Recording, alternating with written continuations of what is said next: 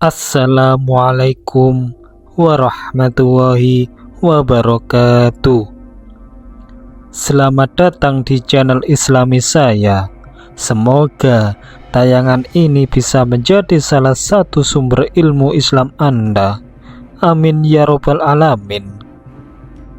Kelak Nabi Isa alaihissalam akan kembali ke bumi menjelang hari kiamat, sebagaimana firman Allah Subhanahu wa ta'ala, sesungguhnya dia, Isa, itu benar-benar menjadi pertanda akan datangnya hari kiamat.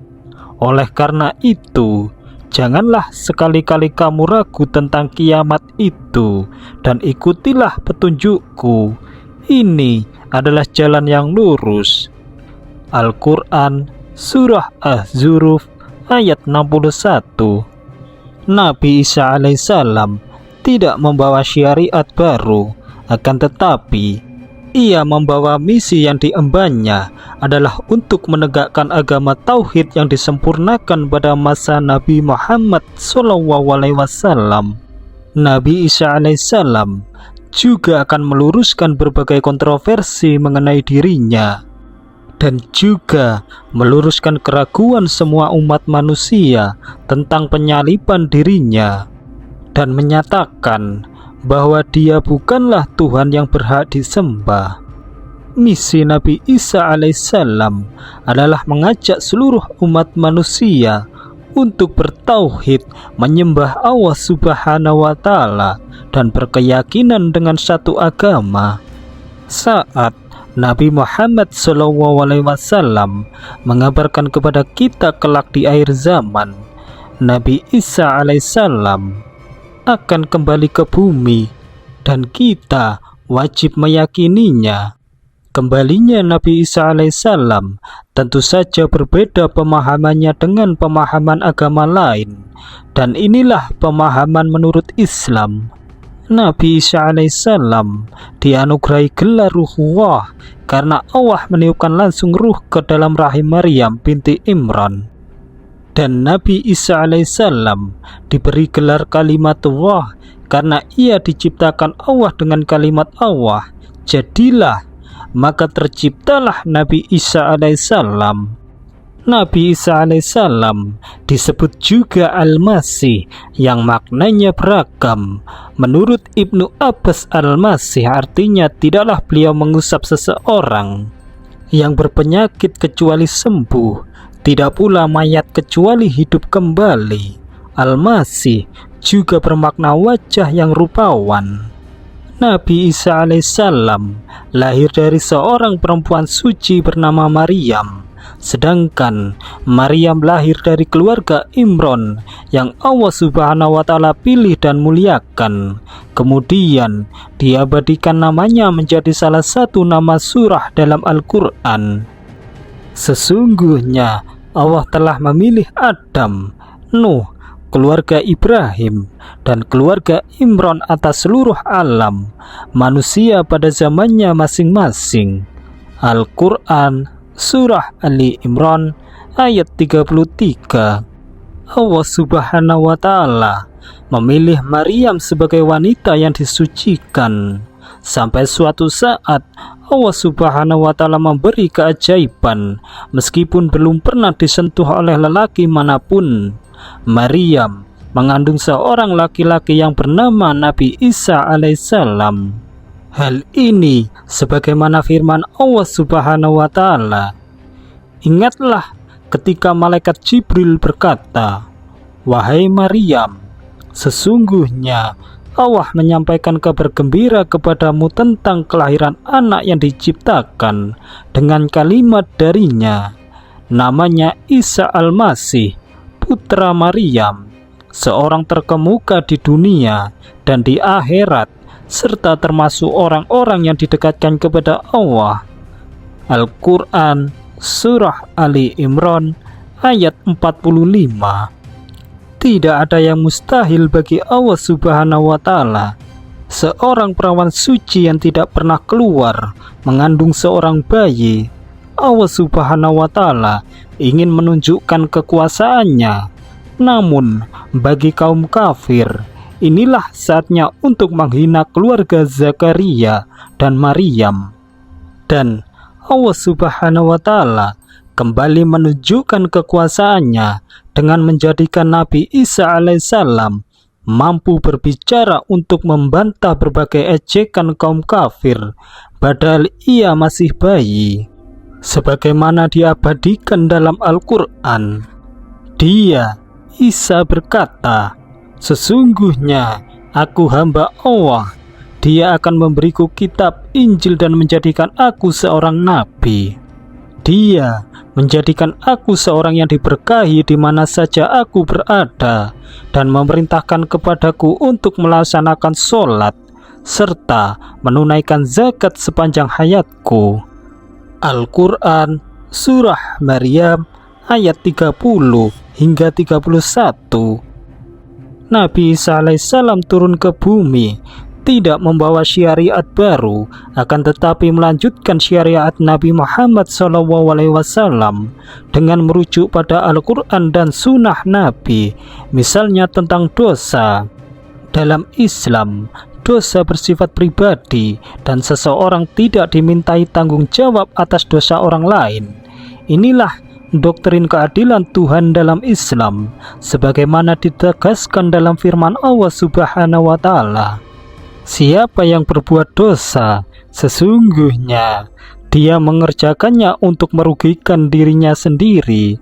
Allah Maha Mengetahui lagi Maha Bijaksana." Al-Quran Surah An-Nisa ayat 111.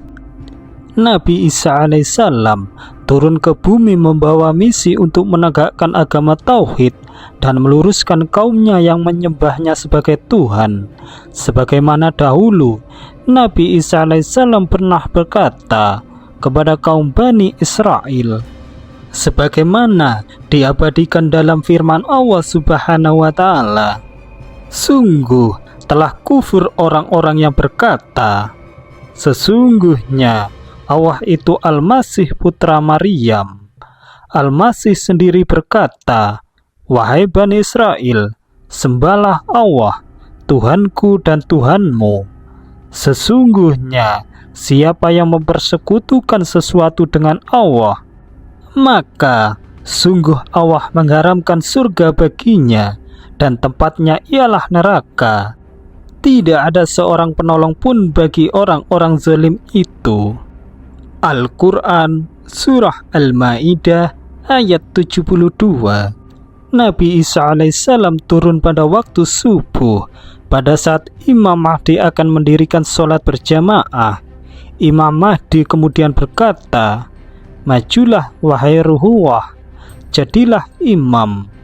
Nabi Isa menjawab, "Tidak, di antara kalian ada pemimpin yang telah dimuliakan oleh Allah Subhanahu wa Ta'ala dalam umat ini." Dari Nawas bin Sam'an beliau berkata, "Allah mengutus Isa bin Maryam. Dia turun di menara putih sebelah timur kota Damaskus dengan mengenakan pakaian yang dicelup jafaran, sambil berpegangan pada sayap dua orang malaikat. Jika dia menganggukkan kepalanya, ada air yang menetes, dan jika dia mengangkat kepalanya, ada bola-bola air bening seperti permata menggelinding turun. Setiap orang kafir yang mencium bau napasnya pasti mati, dan nafasnya mencapai jarak sejauh pandang matanya. Lalu dia memburu Dajjal hingga akhirnya dia menemukan di Batlut. Di sana dia membunuhnya. Lalu Isa bin Maryam mendatangi sekelompok kaum yang telah dilindungi Allah. Lalu dia mengusap wajah mereka dan memberitahu mereka tentang derajat mereka di surga. Hadis riwayat Muslim. Menurut sebuah riwayat, Dajjal ditombak hingga darahnya keluar untuk menunjukkan kepada pasukannya bahwa Dajjal adalah manusia biasa yang bisa mati.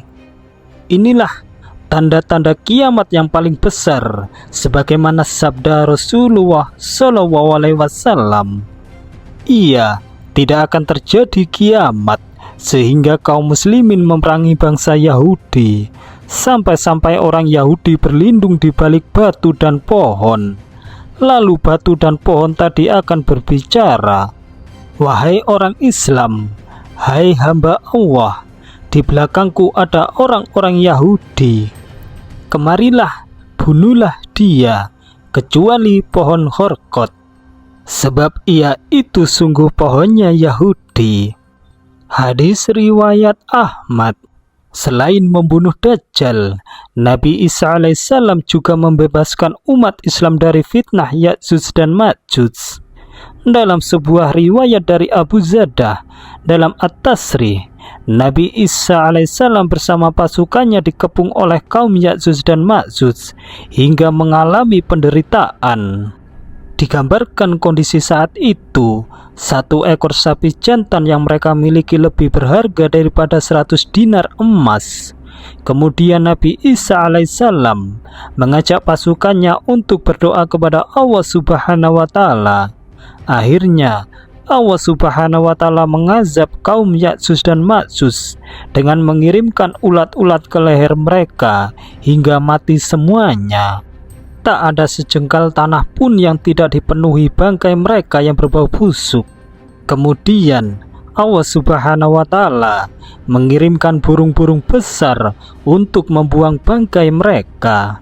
Setelah menghancurkan Dajjal dan kaum Ya'juj dan Ma'juj, Nabi Isa alaihissalam akan menetap di bumi selama 40 tahun untuk menegakkan keadilan dan kemakmuran. Dan sebelum wafat, Nabi Isa alaihissalam menunaikan ibadah haji seperti yang dikabarkan oleh Rasulullah SAW. "Demi zat yang diriku berada di tangannya, sesungguhnya Ibnu Maryam akan mengucap tahlil dengan berjalan kaki untuk melaksanakan haji atau umroh atau kedua-duanya dengan serentak." Hadis riwayat Muslim dan Ahmad. Semoga Allah Subhanahu wa Ta'ala senantiasa memberikan hidayah dan taufiknya kepada kita. Amin ya Rabbal Alamin. Terima kasih atas perhatian Anda. Wassalamualaikum warahmatullahi wabarakatuh.